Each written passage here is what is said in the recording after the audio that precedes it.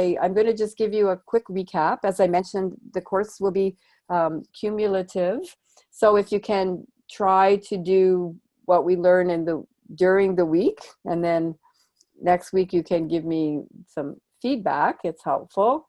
So we ask, how many times did you meditate, or did you manage to meditate?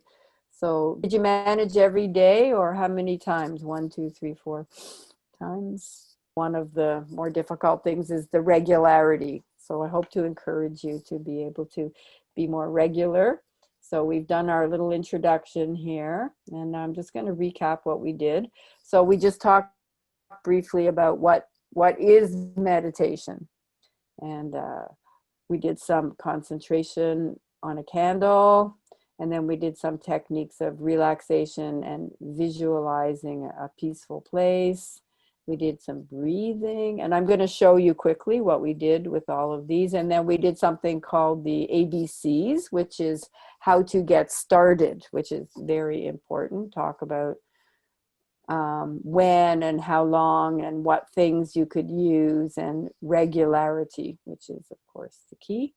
So this is a little quick recap about last week. So we did a technique. We always suggest that you start by concentration. So it's very difficult to get into meditation right away. The meditation is making your mind calm and quiet and having no thoughts, or very few thoughts. But this is quite difficult, of course, right, to do right away. So if you start with concentration, it will help. So the first technique that we usually do is to concentrate on a candle. The meaning of a flame. If you think about a candle flame, what does it mean to you? And each person will have their own answer. Like it could mean, people said many different things. It can mean warmth. It can mean light. It can mean illumination. It can mean peace. So whatever it means to you, this is what you concentrate on, this idea as you look at the flame. And then it's best if you pick one part of the flame. Now, this is a virtual flame, of course, but you should have your own candle at home. It's very helpful just to look at the flame and focus on one part, and just then, if your mind wanders, you come back to the meaning of the flame. So let's say the flame means to you warmth. So you start to focus on the idea of warmth or light. And then if your mind starts to go in many directions, keep coming back to the one thought. One of the main things with meditation that we spoke about last week is that your mind is going to go off into many tangents. So what you have to do is differentiate between the productive thoughts and the non-productive thoughts. So if something is going to help you and inspire you, you keep this thought.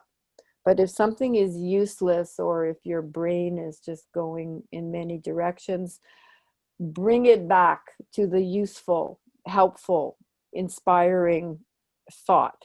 So in the beginning, the thought will become a feeling.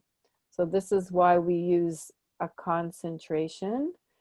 So then after you think about what the flame is, then close your eyes and try to see the flame inside yourself. And we always focus on the center of the chest, because this is like a spiritual center where your essence is. And then feel the warmth and the light of spreading through your whole body. So first we focus, we feel the meaning, we see it inside ourselves, and then we imagine it going through all of us. So if you have other thoughts, you bring it back to what's happening inside, the positive thought. So always focus on the positive and try to keep it very simple, like to one thought. And then if you imagine that the light of the candle flame is inside you, and that your whole being is full of light inside. And then you can also feel that you are light, physically light, like you're being pulled up. So this is a very good concentration to start. It's not meditation, it's concentration, but it's important always to start with a concentration. So, and then after you've done this, you let go, you don't focus, but you'll see that your own inner self will take over. So we always say after a while, let go of the technique and your own self will experience something. You don't know what it's going to be yet. Maybe you have already experienced something, and you'll see. Don't worry about it. Just allow, because everybody spontaneously wants to meditate and can meditate, and it's everybody's birthright to meditate. Then we did a breathing, and this was a very useful exercise. So breathing in peace, breathing out the opposite, which is restlessness, anxiety, tension.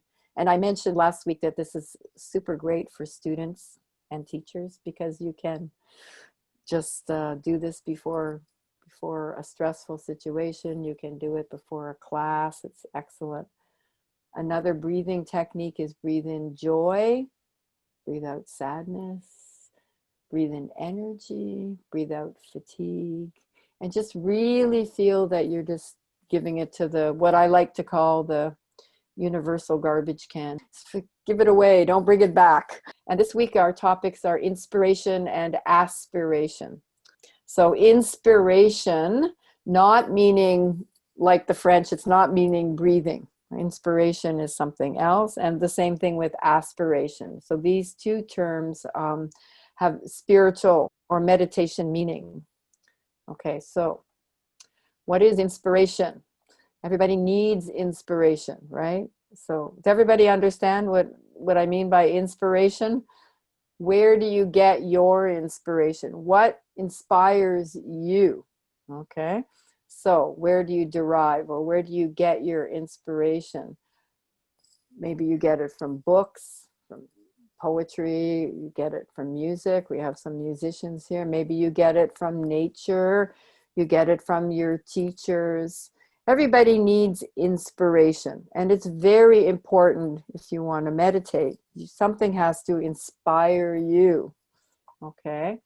And so we need this, okay? Like, you figure out, where do you get? Maybe you have a beautiful book of poetry that you read, or maybe there's a piece of music that makes you feel very peaceful.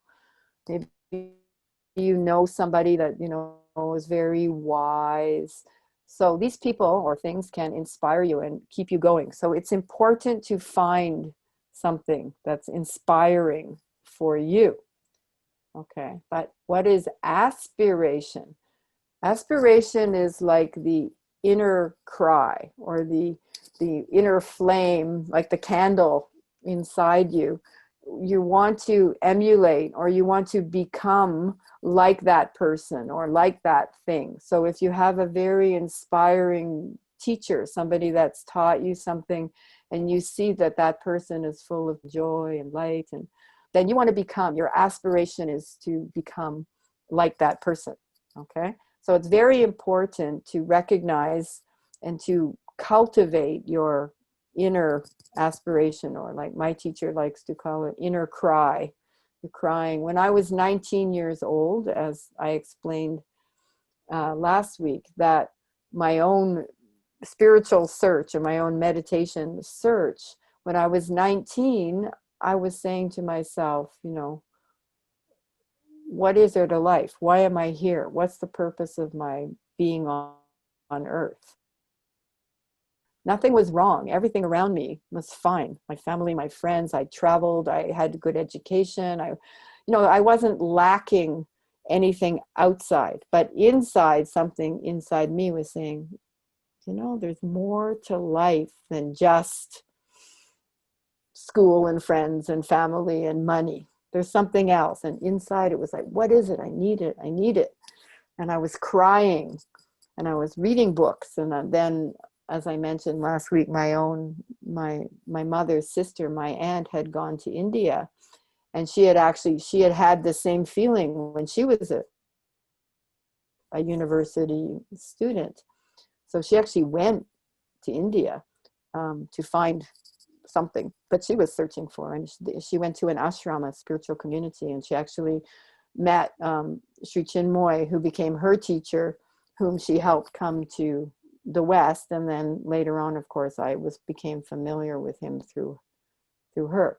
So my aspiration, I started reading some of the things that he had written, and they resonated with my mind, but with my heart. And then it inspired me. And then I met a person who had been meditating for many years. And I asked her to teach me how to meditate. And that was it. And that was 48 years ago. And I'm still meditating. And I always would like to say, and I repeat it every class, but from that day when I started to meditate, I've never missed one day.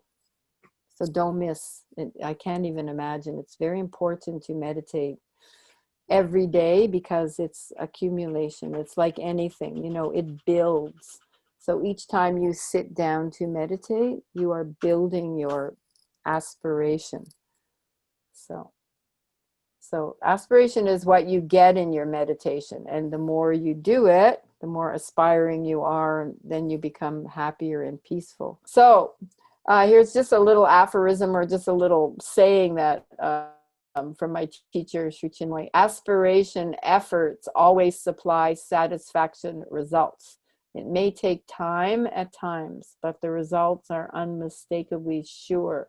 So your efforts always pay off. It's just the regularity is the key. I can't stress it enough, but you are like an athlete or a musician. You will never, it takes many, many times to do something, to improve, to make your muscles. If you run every day, it takes quite a while to strengthen your legs. If you play an instrument, you have to practice every day. So like that, you have to meditate every day, and your aspiration will definitely increase with your regularity. That is one of the keys. Okay, so today we're going to talk about the parts of the being. When I say the being is you. And I don't know, when I started meditating, and probably you've had the same experience, you start to see that your mind isn't always cooperating with body. And so from a historical spiritual point of view, the spiritual teachers have talked about the parts of the being separated into 5 different parts, okay? But it's all you. And of course, the first part is the body, your physical body and your physical. And for each part of our being, the goal through meditation, the goals in meditation, for the body, of course, we have to relax our body. So sometimes we do yoga, we do exercise, stretching. Last week we did some yoga breathing, relaxing from the feet, going up to the head. So it's very important to relax your body a little bit first, okay, before you meditate.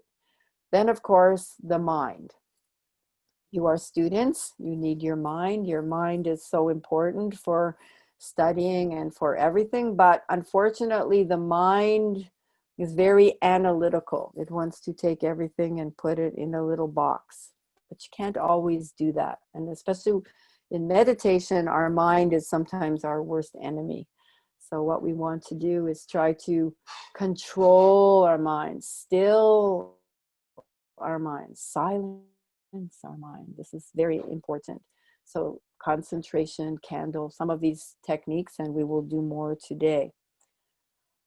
Something that we call the vital. This is the energetic part of yourself, but it can also be aggressive. So the vital, what we call your vital energy, can be very dynamic, but it can also be aggressive, and it can manifest itself as anger or jealousy or some negative qualities. So you want to be able to channel this, to control that energy, use it for positive, like instead of getting angry, you know, realize that, control it, and then change it through the piece of your meditation so that you won't get angry, for example, or aggressive, you know. So that's, we have body, we have mind, we have vital. So now we go to the heart. And when we speak about the heart, we're speaking about the spiritual heart. So not the physical heart, but the spiritual heart, which we say is in the center of the chest. If you cut me open, you won't find it. It's it's our inner self, so to speak. So the goal of our spiritual heart is to open it like a flower, like a lotus, and we'll do an exercise like that. And the spiritual heart is, if you go me, you generally feel where it is. You know, that's the you, me. You touch that spot, and it's a sort of a spontaneous action. You know where it is. And of course, the last part of the being is what we call the soul. You can call it the spirit, your essence, I. It doesn't matter what you call it. And the goal of the soul is you want to become one with it. You want to find your deepest part, your most spiritual, peaceful, happy part, and become one with it. So that's the goal of meditation. But you know, sometimes we have to deal with all these other parts. Like we have to make our body more relaxed. We have to bring our mind under control. We have to calm our vital. We have to focus on our heart. And then we go into a deep meditation, and you can get in touch with your inner self, or your, what we like to call, I call the soul. You can call whatever. Okay. So in case you're not sure that you really have all these parts of the being, I just want to give you a good example, and I'm a perfect example. This happens all the time. Early in the morning. Last week we spoke about how it's very important to meditate early as you can, and make it the first activity of the day. So, but what really happens early in the morning, your alarm rings. Let's say I tried to meditate at 6 in the morning. So your alarm rings and you want to get up and meditate, but your body is saying, I'm so tired. I didn't sleep very much. You know, your body's full of lethargy. You don't want to get up. You're all warm and comfortable, right? And your mind is telling you, oh, if I just sleep a little longer, I'll be better at work today. I'll be better in school. I'll function better. Just 5 more minutes, you know, right? And then, and your vitals saying, I have no energy. I'm going back to sleep. But your heart is saying, no, get up, get up. You'll feel better if you meditate. Get up. And then finally, your soul is saying, don't listen to your body, mind, or vital. Try to listen to your heart. Get up. Your meditation will help you get through the day with more peace, light, and joy. So this is everybody's experience. I'm not a great morning person, never have been, but I have to really work to get up early. Even though now I'm semi-retired and I don't have to go into work and I don't have morning classes anymore, but I still really want to get up early, because this is the time when everything is peaceful outside. There's no noise, there's no traffic, there's no neighbors, you know, everything is quiet. So that's a really good time to meditate early. Is that clear to everybody? Does anyone have questions so far? Okay. Have you had this experience? I have it every morning. We all want to be like this, but if we can get up and enjoy, imagine you're outside, it's so great. So now I manage to get up, I meditate, then I go out for a little run, and I feel so good for the whole day. It really sets me up for the whole day. So we're going to start a visualization. So when we do this, any visualization or any exercise, as we're going to participate now, I did mention that it's always really important to keep your back straight as possible. If you're sitting on a chair or on the floor, your legs could be crossed, but it's always important. Don't be lying down. Be sitting straight up with your back straight. And we're going to have a visualization on what we call the heart garden. So I'll talk you through it. So first thing is everyone to sit up straight.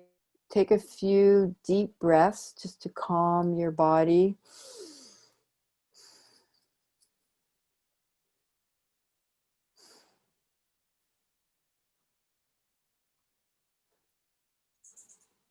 So now you can do this with your eyes closed, of course. Just relax your body a bit. Right? If you have any tension, just try to breathe into the tense part of your body and breathe out and release the tension like we did last week. You can work your way up from the feet, going all the way up to your head, the top of your head. So first thing is we try to imagine a beautiful garden full of lovely flowers. This can be a garden that you know, a garden that you've seen, or it can be a garden that you imagine. So everybody take a minute, try to just picture a very beautiful garden. And in this garden, imagine the flowers that you love the most, the colors that you love, the types of flowers that really appeal to you. Try to see all the beautiful colors.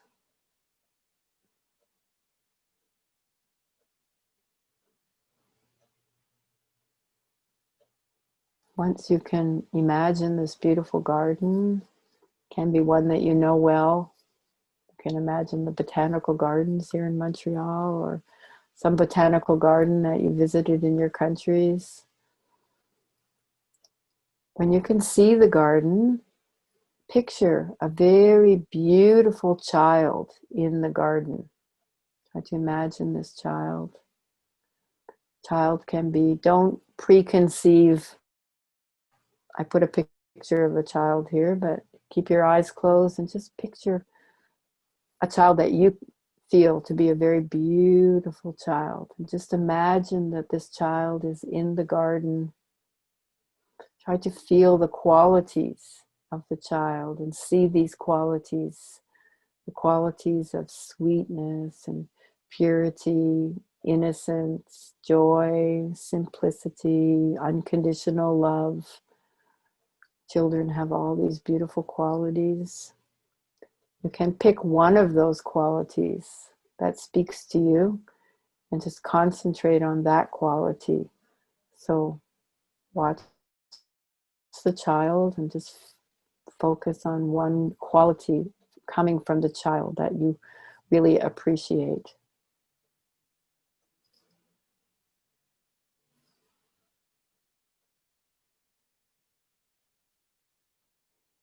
When you breathe in, you can say this quality to yourself. If your mind starts to wander, just repeat the name of that quality and try to imagine that you are looking at this beautiful child who is shining with this quality of love or peace or innocence or joy, delight.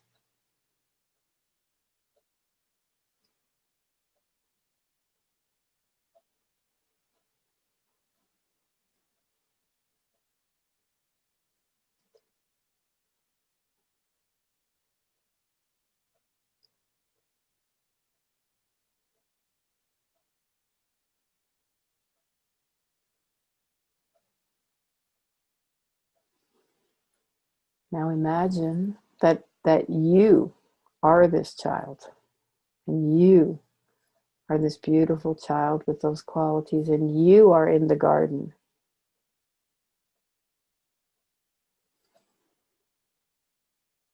And then try to feel that this garden is actually inside you, inside your heart center. We call it your own heart garden. You have this beautiful garden, beautiful fragrant flowers. You can smell the beautiful fragrance. And you can see this beautiful child who's inside this heart garden, and it's all within you, deep inside your heart. If there are any thoughts, you can just feel like they're birds or butterflies, and they don't affect the beauty of the garden. They'll just fly away. Don't follow them. Just keep coming back to the beautiful garden, the beautiful child inside your heart. Do this for a few minutes.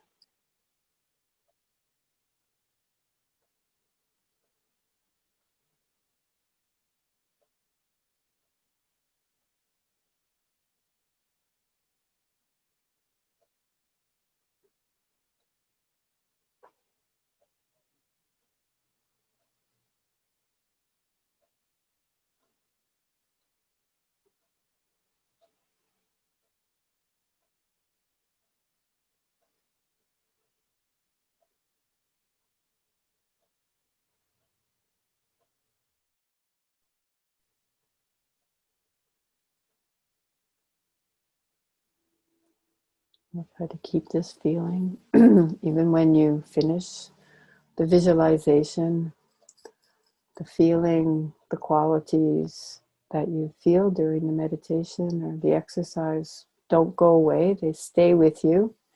They're something that's deep within you, and you can call on that anytime. You can call on those qualities anytime they're within you. We like to end our meditations with the mantra that we spoke about last week, and it's Om. And the M is 3 times as long as the O. So I'll chant it 7 times, and you're welcome to chant it with me, even if I don't hear you, or you can put on your microphone, doesn't matter.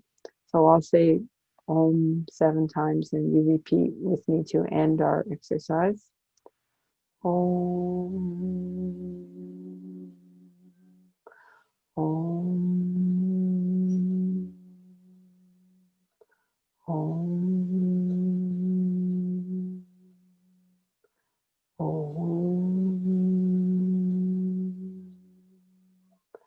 Om. Om. Last time. Om.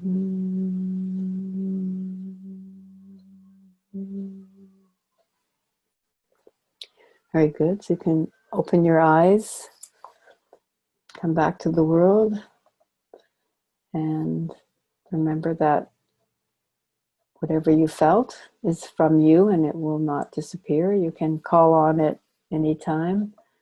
So just a little bit of feedback, if you don't mind.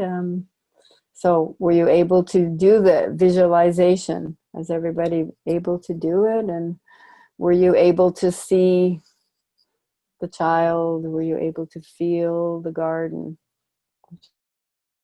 Everybody able to see the garden in your mind's eye? Were you able to visualize the child? So that was my question. What do you do when the unrelated thoughts come? Because this is very common experience for everybody. So you want to be in the garden, and you're feeling the beauty and the lovely qualities of a child. Okay, if a thought comes that's not related, then what you have to do is you have to either you catch the thought and you throw it away, or you ignore it. You imagine it's like a bird or butterfly in the garden, and it just goes away, but it doesn't affect you. It doesn't affect your feeling. So the reason that we do the visualization is to get the feeling of what's really happening inside you. There's a lot of beautiful qualities which exist inside you, and we have to find them. And the only way to find them is to use our imagination in the beginning, and then try to get rid of thoughts that will not allow us to go deep inside. So it's a very normal thing. What does the child represent? What does the child represent? Were you able to see the child, everybody? You, yourself. It's the soul. It's like your inner self or your soul or your spirit is like a child, full of beauty, joy, simplicity, and unconditional love. So when you're imagining, and if you can see this child, it's really you, like your highest self. And the goal of meditation is to find those qualities inside yourself and bring them forward, you see?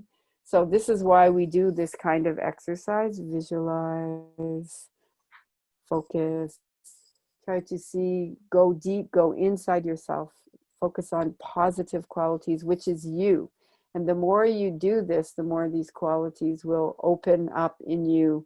And when you meditate, you start bringing these qualities more and more forward in your life. And then they fill you, and then they help you to deal with all the other things that happen in your life that create stress or problems. And so this is why you need to visualize. So that's something that you can try on your own.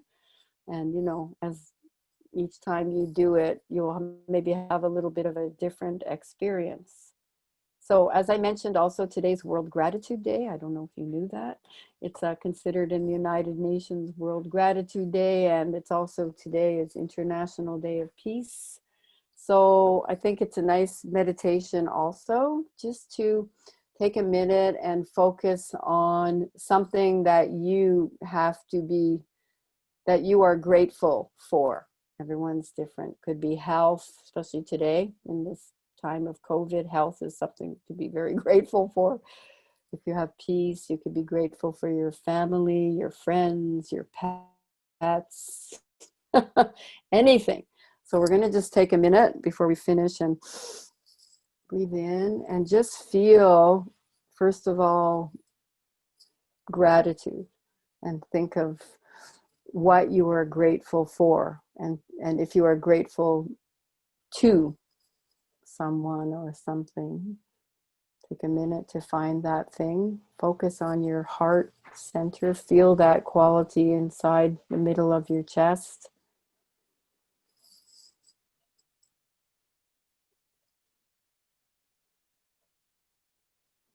And if that gratitude is toward someone, then you can just send out, feel that you're sending gratitude out to them. You can also breathe, just breathe in the word gratitude and feel that feeling of gratitude inside, expanding. Gratitude, breathe in.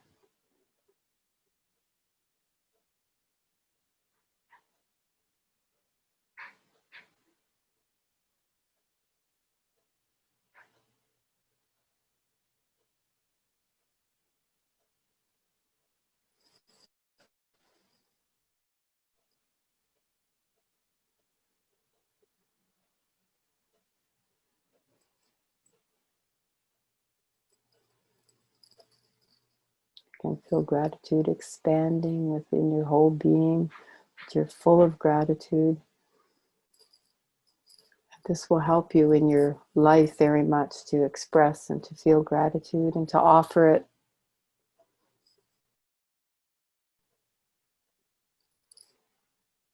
Focusing always on the positive and not on negative will increase your capacity to meditate. Focusing on gratitude will always increase your happiness, your peace.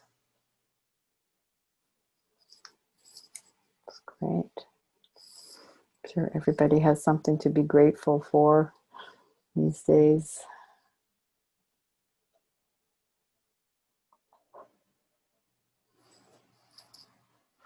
Very good. Okay, so I'm just going to talk a little bit about what we'll do next week. Does anyone have any questions or comments on any of the techniques? I recapped what we did for the first week. So I always like to say that it's most important to start with concentration, like a candle or a word. Then we can expand a little bit into a visualization where you imagine something and try to feel as you're visualizing that that is happening inside you. Feel expansion, openness inside you. And then this is a form of meditation. If you have thoughts, don't follow the thoughts. Either let the thoughts go as if they're birds in the sky and they don't disturb you, or stop the thought and change it into something positive. So you can change that thought. If it's a negative, change it. Another little technique that my teacher taught me when I was just starting to meditate myself, and I had a lot of trouble with thinking. Very normal. Even now, I have to catch myself all the time. But he said, you know, imagine that your good thoughts are like your best friends, and then in your home yourself, that you'll open the door to your good friends and let them come in. You know, that you love them and they'll come in. So the good thoughts, let them come in. But the negative thoughts, anything that's useless or not productive, treat it like it's, you know, it's an enemy or something you don't need. Just close the door, slam the door, don't let it in. So open the door to the good thoughts, close the door to the negative thoughts or the useless thoughts. And in the beginning, it's a bit of an exercise, but after a while, it becomes a lot easier to do. So for next week, we're going to do, our theme is sound to silence, and we're going to talk about mantras. And next week we have a special guest, who's my husband, and he does singing bowl meditations. So he's going to bring his beautiful, he has a huge collection of singing bowls, of Himalayan bowls of every size and shape. So he's going to lead us through some meditations with the sound, with sound. He does sound therapy. So he'll be leading us with that, through that. We're going to speak a little bit about the chakras, or the spiritual energy centers, which will help you to understand also what's going on inside, and a little bit of another technique of meditating on words, on poems, on mantras. So this is another concentration technique and meditation technique. There's some nice poems you can find there. Some of the most important things to remember. So the first thing, and we talked about last week, but find a peace place, like what I like to call find a peace place. Okay. Meditate. I'm going to put regularity. So we want to do it at the same, try to meditate at the same regularity. So this means trying at the same time, and earlier the better. These are very important points. Length, we say probably minimum about 15 minutes is good to start, and then continue a bit longer. And something I just, I mentioned in the first week, but don't meditate after, don't eat a heavy meal before meditating, because you will be digesting your food, and it's a bit harder to meditate. That's just a couple of points there. These are some things to get you going. Okay, so try to find a spot. Most important, if you can meditate early in the morning at the same time. It's also good to meditate in the evening before you go to sleep for 10 minutes, maybe get rid of all the junk of the day. I would always say start with maybe 15 minutes, because you need time to calm your mind, calm your body, get into, do a concentration, do a visualization. It takes at least 15 minutes just to get going, get settled.